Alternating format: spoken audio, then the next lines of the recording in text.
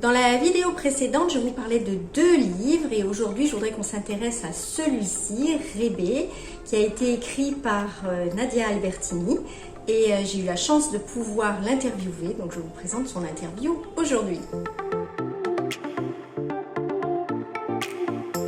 Bonjour à toutes et à tous, je suis Marie-Hélène Héral, artiste brodeuse, créatrice de la marque Studio Héral et de son école de broderie d'art du même nom. Comme d'habitude, avant de commencer, pensez à vous abonner, c'est là juste en dessous, et activez la petite cloche pour recevoir les notifications des vidéos à venir. On va pas perdre de temps, l'interview est assez longue, je vous laisse avec Nadia Albertini.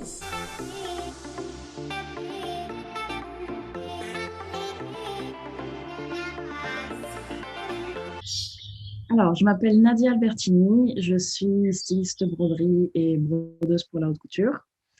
J'habite et je travaille à Paris après avoir étudié à Paris, travaillé à Anvers, à Paris et à New York. Alors, moi, j'ai étudié, en fait, je suis née au Mexique, j'ai grandi au Mexique. J'ai étudié donc au lycée français de Mexico et ensuite je suis venue à Paris faire mes études à l'école du Perret. En art appliqué. Donc, j'ai fait la mise à niveau en art appliqué.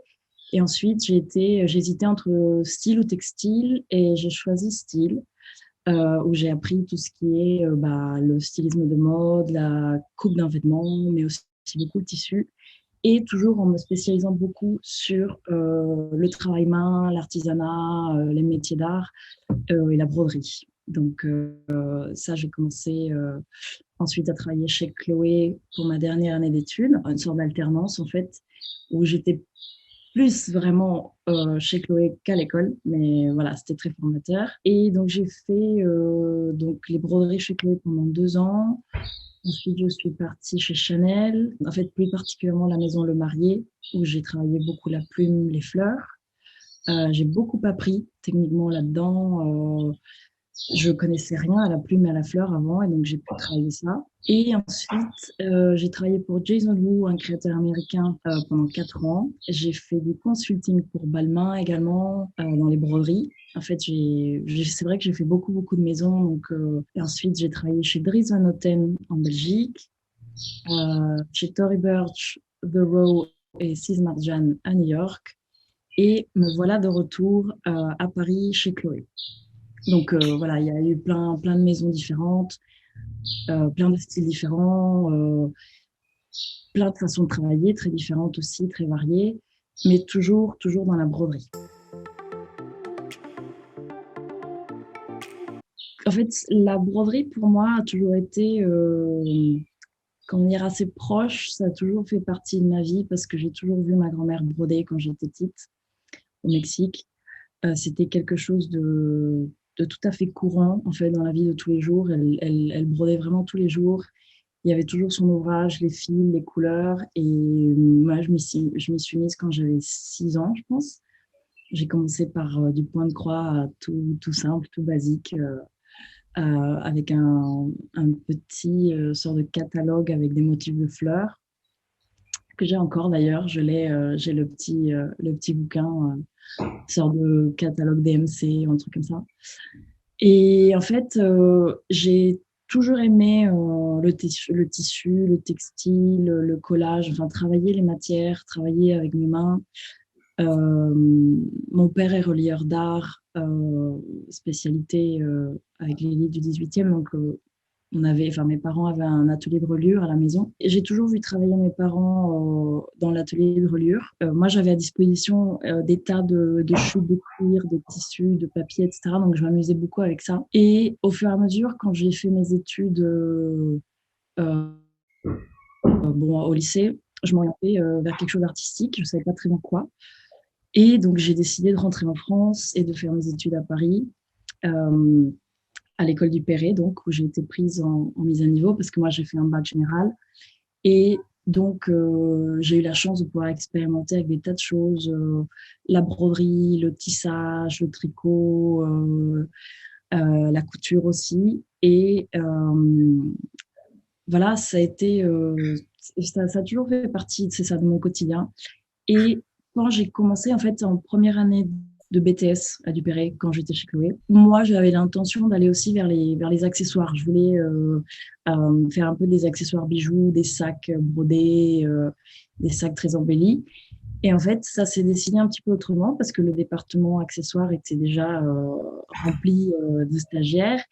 Et ils m'ont dit, bah non, écoute, il n'y a plus de place, il y a plus de place dans les sacs, mais on va te mettre en broderie, au prêt-à-porter. Moi, j'étais là. Ouais. En fait, je pensais pas que c'était ça ce que je voulais ou ce qui allait me convenir. Et au bout d'une semaine, j'ai tellement adoré parce qu'il y avait tellement de mélanges. On bombait des boutons, qu'ensuite on recouvrait de tissu, qu'on venait réappliquer. Il y avait énormément de jeux de matière, de couches en fait de travail que j'ai dit maintenant en fait c'est ce que je veux faire. Je veux faire de la broderie, je veux être styliste broderie et imaginer tous ces embellissements en fait, toutes ces belles choses. Et c'est comme ça que je me suis orientée vers ce métier. En une semaine, j'étais conquise en fait. Je me dis que chaque broderie que je fais depuis que j'ai commencé, depuis 15 ans, est différente. Chaque maison est différente, chaque saison apporte d'autres choses, d'autres inspirations. Chaque créateur, même dans une seule et même maison, on peut avoir plusieurs directeurs artistiques. Donc, les inspirations vont être différentes, le style, la main, le dessin, les volumes. Et à nous de répondre, en fait, à moi et à mes équipes, de répondre justement à ces désirs, à ces nouvelles idées. Et ce que j'aime, c'est que, puisqu'on fait beaucoup de travail, quand même beaucoup de travail main, la main est magique et la main peut tout faire. Ça nous arrive aussi de broder des choses à la machine, des multitêtes, des métiers verticaux, etc. pour certains programmes de base. Mais pour moi, la broderie main a cet aspect assez magique où on peut tout détourner. On peut broder des plumes, on peut broder des pétales de tissu, on peut broder des bouts de noix, du corail, des perles, des paillettes, mais aussi on peut broder des pâtes, des cailloux, des galets, enfin on peut faire des tas de choses. Et c'est l'idée de couches, en fait, de différents niveaux de travail, différents niveaux de lecture. Et je me dis qu'on a, en fait, à chaque broderie, j'apprends autre chose parce que ça peut être d'un point de vue de la coupe du vêtement, une manche qui se positionne différemment, donc il faut adapter la broderie. En fait, chaque jour est différent et c'est ça que j'aime. Il n'y a jamais vraiment de répétition. On se lasse jamais d'expérimenter avec ces outils-là, en fait. Ouh là là, de tout. En fait, moi personnellement, j'aime beaucoup tout ce qui est fleurs, mosaïques.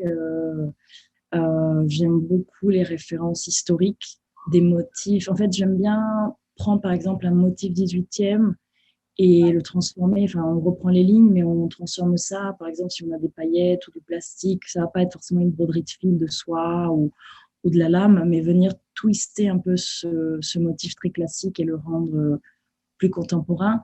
Mais ensuite, puisque je travaille pour quelqu'un, non seulement je travaille pour un créateur, mais qui en plus répond à une certaine idée de ce qu'on se fait d'une marque ou d'une autre, moi j'aime bien me plier aux inspirations des autres et être un peu comme un caméléon et me fondre un peu dans la tête de cette personne et de dire ah ben voilà elle veut ça, elle veut ci, mais est-ce que tenant compte de ses inspirations, de ses goûts, est-ce que moi si je propose ça, ça va marcher? Et voilà, on va peut-être mélanger là des perles en bois avec des fils très colorés. Enfin voilà, je fais des essais, je fais ma petite cuisine. Parfois ça marche, parfois ça marche pas, hein. Je dis pas que ça marche à tous les coups, mais c'est ça, c'est le tout est source d'inspiration en fait. Après, ça dépend comment on le traduit dans notre tête. C'est vrai que souvent l'inspiration part des matières, de ce qu'on peut trouver. On va pas créer de la même manière si on a que des perles en bois, que si on a les perles en bois et un peu de paillettes et un peu de perles et un peu de fil et un peu de raffia. On va pas pouvoir avoir les mêmes textures, on va pas pouvoir jouer de la même façon en fait. Je pense parfois que c'est les matières qui déterminent énormément de choses. Et c'est pour ça que moi, je ne jette rien. peu importe ce que c'est, parfois des bouts de métal, je récupère des chutes de plumes même, enfin, quand on fait de la plume et qu'on doit ébarber, en fait, je garde les petits bouts en bas de la plume qui font comme des petits V. Et ça m'est déjà arrivé de faire des broderies avec ça, en fait. C'est des chutes, mais ça sert toujours.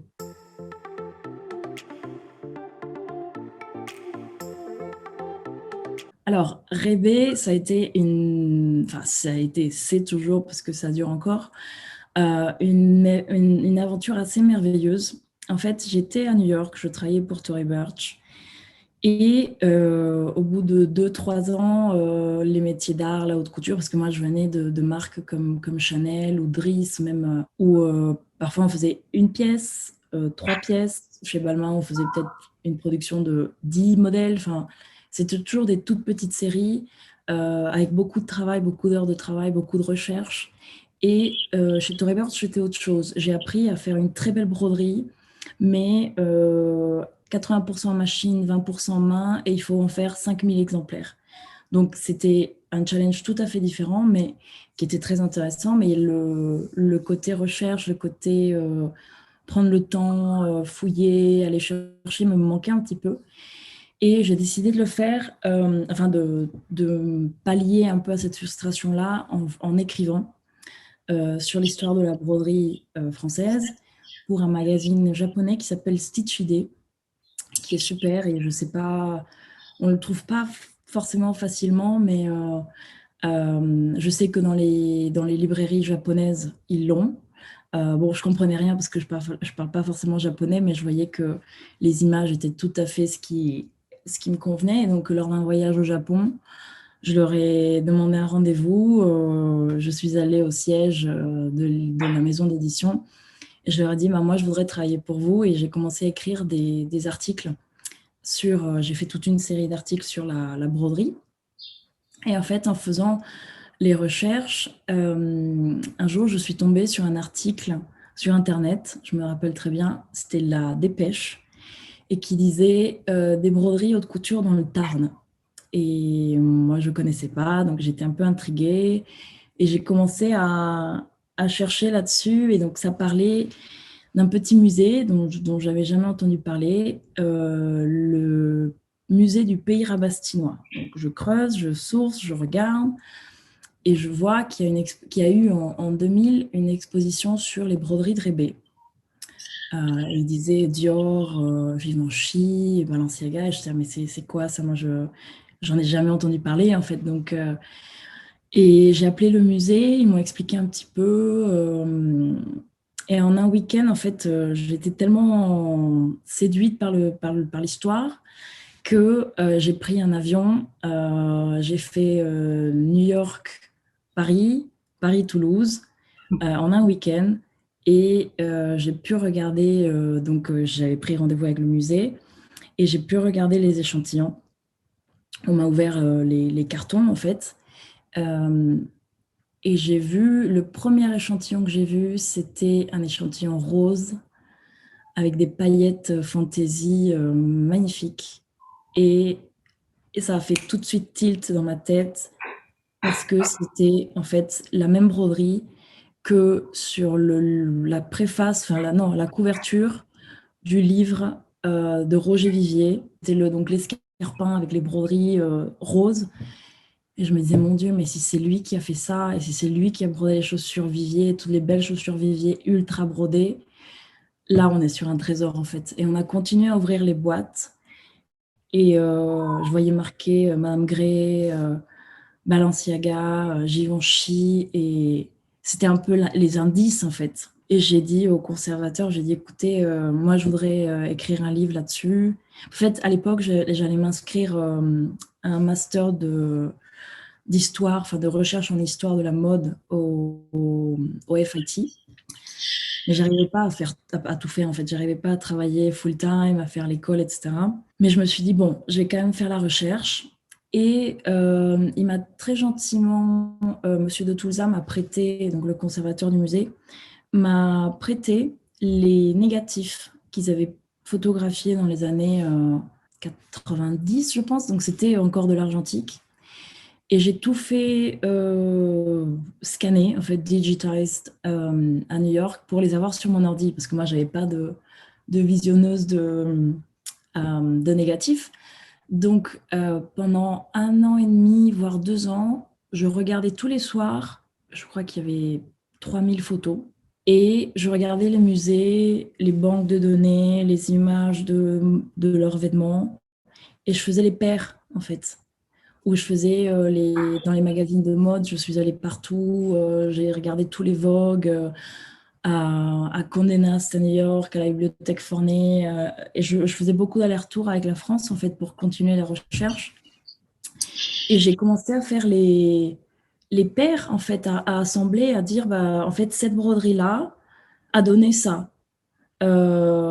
Cette petit bout de choses est devenu cette robe magnifique chez Christian Dior en 52. Voilà, ça a commencé comme ça et donc je me suis beaucoup amusée pendant 3 ans à faire ça. Alors, donc la recherche pour vraiment tout comprendre sur Rébé, sur Monsieur Béguet, sur sa femme, sur l'atelier, sur comment il travaillait, la recherche en tant que telle et l'identification des modèles, ça m'a pris 3 ans. Au bout de 2 ans et demi, donc je pense que je suis rentrée en France en fait, parce que j'arrivais plus à faire que les allers-retours et je voulais être ici. Je voulais vraiment continuer une vraie recherche poussée, continue, approfondie. Et donc, je suis rentrée en France. Je travaillais aussi pour Dries, enfin, je suis rentrée aussi travailler pour Dries Van Noten, donc j'étais à moitié en Belgique, à moitié en France. Et une fois la recherche terminée, une fois ces 3 ans, à un moment, je me suis dit, bon, il va falloir commencer à écrire. Et j'ai commencé à faire les chapitres, etc., à décortiquer, à séparer les différents thèmes, à créer un peu la structure du livre, à l'aide bien sûr de l'éditeur. Et le travail d'écriture, vraiment, ça a dû me prendre 1 an, en fait. Une année entière, petit bout par petit bout. Parfois, j'avais des vacances, j'avais 15 jours, donc je partais en Corse et je me dédiais qu'à ça, j'écrivais que ça. Parce qu'en fait, si je suis à Paris et que j'ai plein de tentations de sortir ou je pourrais peut-être aller continuer une petite recherche à Forney, ou en fait, je n'aurais jamais écrit. Je pense que je ne me serais jamais mise à écrire. Et voilà. Donc, 1 an entre le travail d'écriture et le travail aussi d'iconographie, parce qu'en fait, ça sert à rien d'écrire sur quelque chose que vous ne pouvez pas illustrer. Et c'est un peu bête d'illustrer quelque chose dont vous n'avez pas un texte, enfin à mes yeux, hein, dont vous n'avez pas un texte solide et des vraies recherches et des vrais éléments à raconter, à transmettre. Donc il a fallu faire des choix. Parfois, j'arrivais pas à trouver la bonne photo pour illustrer une certaine technique, ou j'avais les photos, mais je n'avais pas suffisamment de recherche ou de matière à dire sur les images. Et on a aussi été confronté au problème du coût des images, en fait, parce que à chaque fois, on doit payer pour le droit aux images, surtout pour un livre dans ce genre-là. Et c'est assez élevé, donc parfois, il a fallu faire des choix. Et non, la photo d'Helmut Newton à 4000 €, bah non, on n'a pas pu la payer, mais on fait d'autres choix et on remplace avec d'autres choses qui sont tout aussi intéressantes. Mais donc, ça prend du temps de faire la demande, de recevoir le prix et de me dire, bon, bah non, là, ça va pas pouvoir le faire. Donc, ouais. Alors, la première difficulté, c'était d'être loin les 2 premières années, parce qu'il y avait un côté un peu frustrant de ne pas pouvoir forcément toucher les échantillons, de ne pas pouvoir forcément les retourner, parce que moi, à chaque fois, pour comprendre une broderie, moi, je la retourne et je lis derrière, parce que le devant d'une broderie peut être un peu trompeur, dans le sens, on est un peu pris par la beauté de la chose, par la paillette, par la brillance, etc., par le travail en lui-même. Mais si on veut savoir comment elle est faite, si c'est de la cornélie, si c'est de la broderie Lunéville, si c'est de l'aiguille, si c'est soit main ou soit machine, moi, je retourne la chose et je lis. En fait, c'est un peu comme lire la paume de la main, en fait. On se dit, bah voilà, là, là, il y a une base de Cornélie, et puis ils ont fait un petit peu de Linéville par-dessus pour faire mettre ça, et ils ont fini avec un petit peu de main, parce qu'on voit les traces des aiguilles, en fait, du fil. Et là, j'avais pas ça. Donc ça a été un petit peu frustrant, parce que j'avais très peu de photos de l'arrière des broderies. Et ensuite, j'ai pu accéder aux réserves en fait, des Arts Déco que très très tard. Donc ça a pris un certain moment pour que j'ai accès à ça. À la fin, bon, maintenant je peux y aller, etc. Mais c'était un petit peu long à découvrir, disons, alors que leur collection est juste merveilleuse. Mais sinon, ça a été... Enfin, oui, et puis il y a une autre difficulté, c'est que monsieur et madame Béguet sont décédés depuis très très longtemps. Il y avait pas, ils ont rien laissé, pratiquement rien laissé d'écrit en fait. Et ils ont donné, enfin Monsieur Béguet a donné toutes ses archives personnelles au musée du Pays Rabastinois, mais il a fallu tout séparer, tout photographier, tout était en boîte. Il y avait par exemple ils avaient fait des sortes de revues de presse, donc il a arraché la page du magazine. Et il l'entourait bégué. Ouais, d'accord, très bien, mais c'est quel magazine, c'est quelle année, c'est quelle page, c'est quel designer. Parfois, il avait pas les noms des modèles. Donc, il a fallu faire des bonnes, longues recherches, bien creuser. Je voulais pas avancer des choses qui n'étaient pas vraies. Donc, il fallait tout revérifier, vraiment faire des comparaisons dans tous les sens parce que personne n'a jamais écrit sur eBay. Je suis la première et avec ça vient une certaine responsabilité de vérité, de précision, parce que peut-être qu'il y aura quelqu'un d'autre d'ici 20, 30, 40 ans qui voudra creuser et venir, comment dire, perfectionner un peu le récit, l'histoire, c'est normal, mais il faut déjà partir sur une bonne base saine et être très précis dans ce qu'on avance en fait. En fait, l'histoire de Rebé s'organise un peu en deux temps. D'abord, c'était René. René qui ouvre en 1907 en reprenant la maison Vité, qui change de nom René en 1912 et qui se prolonge jusqu'en 1932, quand ils font faillite. René fait faillite et Hurel rachète René. Ils travaillent un petit peu ensemble, etc., puisqu'ils étaient confrères, ils s'entendaient bien, ils travaillaient très bien main dans la main. Mais au bout d'un moment, Monsieur Béguet et Madame Béguet veulent reprendre une certaine indépendance et créer une boîte, refondre une boîte, mais ayant vendu René, ils ne peuvent pas utiliser le même nom. Donc, ils créent Rebé en 1934. Et donc, il y a une petite partie de 900 échantillons qui se trouvent chez Hurel, de toute la partie 1912 à 1932. Donc, c'est en général des très grands échantillons. C'est assez merveilleux d'ailleurs. La légèreté de la mousseline, et pourtant, elle est hyper résistante. Ça pèse 1 kilo et pourtant, ça ne s'effiloche pas, ça ne se déchire pas. Donc, il faut comprendre la qualité des fibres qu'il y avait avant et qu'on n'a plus maintenant. Des mousselines qui sont assez plates, mais qui sont d'une résistance incroyable. On n'en a plus des comme ça. Donc, voilà, il y a une partie de la collection René chez Hurel et le reste les autres donations, donc le Pays Rabastinois, les Arts Déco, Galliera, Lyon et Barcelone. C'est plutôt la période, enfin il y a un petit peu de tout dans chacun, mais majoritairement 1934-1967. Et tout est un peu éparpillé. Il n'y a pas eu de logique dans les dons que Monsieur Béguet a fait. Je pense qu'il distribuait un petit peu comme ça et un petit peu comme ça. Et puis les voisins à Rabastens, ils en ont certains, des voiles de mariée magnifiques qui sont dans la salle à manger de quelqu'un. Et la toute dernière donation, c'était en 1987, quelques mois avant son décès. Et c'était pour le musée donc, du design de Barcelone. Il y a des très belles choses. Il y a parfois des doublons, d'autres choses qu'il y avait avant ailleurs. Mais il n'y a aucune logique particulière de collection, ou dire, ah bah là, c'est que des chaussures, ou là, c'est que des fleurs, ou là, c'est que des... Non, c'était comme ça. Je pense qu'il avait ça dans des tiroirs, et puis il mettait tout dans un paquet, et off.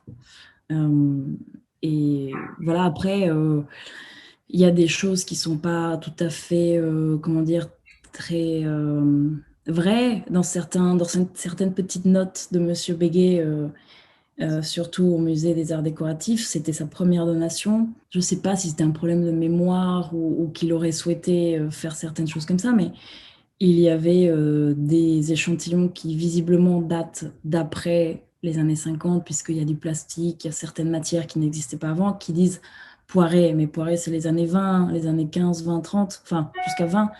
Et je me disais, non, ça, c'est pas Poiré, en fait. Donc, il a fallu vraiment regarder les matières, les tissus, la qualité des tissus, pour dire, ben voilà, non, là, c'est une mauvaise inscription, ça date pas des années 20 et ça date plutôt des années 60. Donc,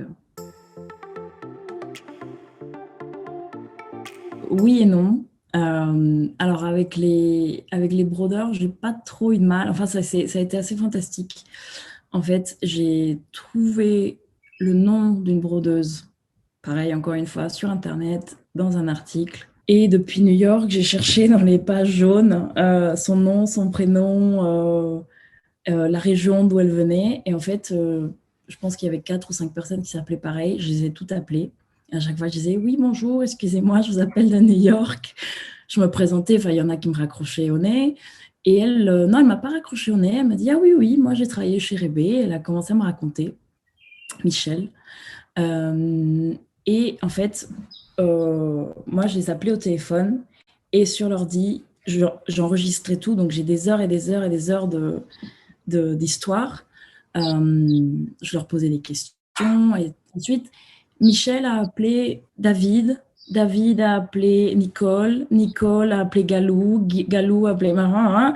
Donc, ils se sont tous passés le mot et je les ai appelés un par un. Et je rappelais l'autre. Ah, il y a un tel qui m'a dit ça, c'est vrai, mais alors attends, mais. Et donc, j'ai peut-être 40, 50 heures d'enregistrement, tout ça depuis New York. Et c'est grâce à eux, en fait, que j'ai pu vraiment comprendre quel était le travail au quotidien, euh, qui est assez similaire, en fait, hein, à comment on travaille aujourd'hui en atelier. Ça n'a pas beaucoup changé dans le côté très hiérarchique, les échantillonneuses, les brodeuses, enfin, la main, l'aiguille. Mais il y a eu aussi d'autres intervenants comme Madame Jouve, qui était la responsable des premières archives Balenciaga et qui avait fait un travail extraordinaire. Et c'est vrai que j'allais la voir tous les 15 jours, vendredi après-midi, on prenait le thé et le cake et moi je finissais avec 4 kilos de plus tous les mois parce que je passais énormément de temps avec elle. Mais elle m'a tout expliqué de comment Balenciaga travaillait avec Rebé, ce qu'elle pensait être les bonnes pistes. Donc, grâce à elle aussi, j'ai pu creuser dans le bon sens. Et j'ai ensuite aussi les témoignages de Monsieur Givenchy, que j'ai eu la chance de connaître à la toute fin de sa vie. J'ai pu le voir 3-4 fois chez lui et il m'a aussi beaucoup parlé de ses débuts, de comment Béguet, enfin, Monsieur et Madame Béguet avait travaillé pour lui, de ce que ça voulait dire, de faire un livre sur lui. Voilà, ça a été. J'ai pas fait ça toute seule. Il y a eu des tas de gens qui m'ont beaucoup aidé en fait.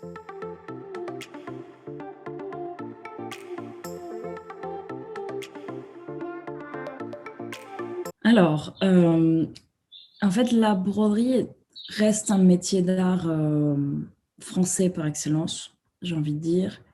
C'est un peu triste que avant, dans les années 50, dans les années encore 60, il y avait peut-être 20, 30, 40 brodeurs qui sont aujourd'hui méconnus. Il y avait Bataille, il y avait Ginisti, Ekenol, il y avait Lanel, il y avait des tas de euh, petits ateliers qui faisaient des merveilles. Les pièces que, par exemple, Bataille a fait pour Balenciaga sont juste sublimes. Et Petit à petit, en fait, avec le déclin, je pense, de la haute couture, le fait que tout devient tellement cher, la main-d'œuvre, les matières, etc., il y en a de moins en moins. Mais il y en a encore quand même. Reste bien sûr Le Sage, Montex, Cécile Henry, Safran, Lanel qui a été racheté par Le Sage. Mais voilà, ils sont 5, alors qu'avant il y en avait 50. Donc je me dis, c'est un art qui se poursuit de manière différente, de manière beaucoup plus organisée, je dirais, beaucoup plus structurée. Avant, c'était des petites entreprises familiales, en fait, comme l'était le Marié, comme l'était l'Aigeron, comme l'était l'Oignon. Et maintenant, en fait, ça devient un peu plus corporate. En fait, ça appartient au groupe de luxe. Enfin, il y a beaucoup de bons, puisqu'ils survivent et les gens ont du travail et ça se maintient.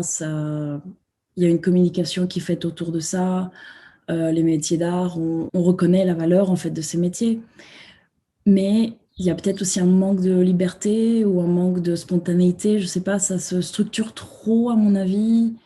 Ça s'industrialise d'une autre façon. Après, je peux pas critiquer ces façons de faire parce que ça maintient quand même. Mais je pense on a perdu la valeur d'une affaire familiale, en fait. Parce qu'il n'y aura pas, par exemple, quelqu'un qui travaille aujourd'hui chez Le Sage. Elle n'a pas Monsieur Le Sage comme patron, et donc il n'y a pas ce même rapport. Ça, par exemple, chez Hurel, ça existe encore.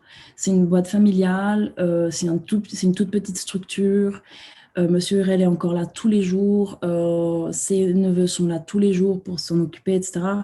C'est la seule entreprise que moi je connaisse en France où ça reste encore une affaire familiale de 5 générations avec une telle histoire. C'est l'atelier le plus ancien de France parce que c'est quand même 1873 et c'est ça depuis le début. Alors qu'aujourd'hui, ben, c'est des entreprises, en fait. C'est plus le même rapport à une famille, à un clan, à une identité aussi de style de broderie. Le Sage, Monsieur Le Sage père, était connu pour son style très baroque, assez lourd, visible de très très loin. Euh, Aujourd'hui, on ne peut pas dire que il y ait des styles bien marqués. En fait, on répond à ce que veut le client. Euh, mais je pense on perd en identité, en fait. On perd oui, en identité familiale ou d'atelier. Ah, dur, dur. Non, je ne veux pas choisir. Non, j'aime tout autant broder moi-même, dessiner des broderies, les faire produire de façon tout à fait différente. Ça m'arrive de travailler avec Paris, avec l'Italie, avec la Chine, avec l'Inde, avec Madagascar. Non, enfin, en fait, pour moi, le rapport avec les artisans, avec les brodeuses en France et en Italie, ou avec les brodeurs en Inde et à Madagascar, moi, c'est un moment où j'apprends tout le temps, j'apprends en les regardant faire. Donc, c'est un moment qui est hyper privilégié. Donc ça, je pourrais pas m'en passer.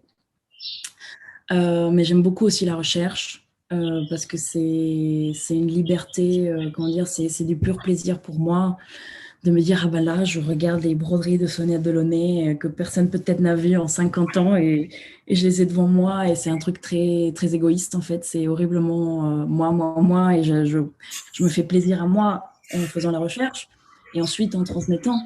Et j'aime beaucoup aussi enseigner, transmettre, raconter les histoires justement des brodeurs, des brodeuses. Non, j'avoue que j'aurais du mal à choisir. Peut-être ce serait vraiment si j'avais pas du tout le choix et qu'on me disait, bon, bah, il y a ça. Je pense que j'aimerais continuer à écrire puisque je pense avoir emmagasiné assez de recherches et d'expériences pour pouvoir maintenant transmettre et le mettre par écrit, le mettre en image. Ça peut être... ouais, c'est vrai que maintenant, je pense aussi à la difficulté de voyager. Disons que oui, si je peux pas aller dans les ateliers, si je peux pas aller en Italie, en Chine, en Inde, etc., bon, bah, il me reste mon ordi et ce que je sais, ce que je connais, et donc je pourrais continuer à le transmettre en fait. Pour le moment, j'ai la chance de ne pas avoir à choisir.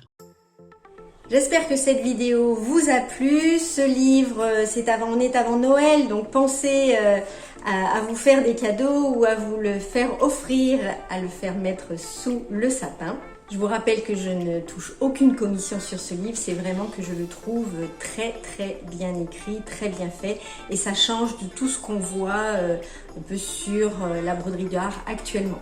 Si vous voulez en savoir davantage sur les matières et les outils qu'on utilise en général en broderie d'art, vous pouvez télécharger mon e-book, il est gratuit, c'est là juste en dessous. Et si vous souhaitez me parler de votre projet, savoir comment je peux vous aider en broderie, vous pouvez réserver votre appel. Il est également gratuit et sans engagement, pareil dans le descriptif juste en dessous.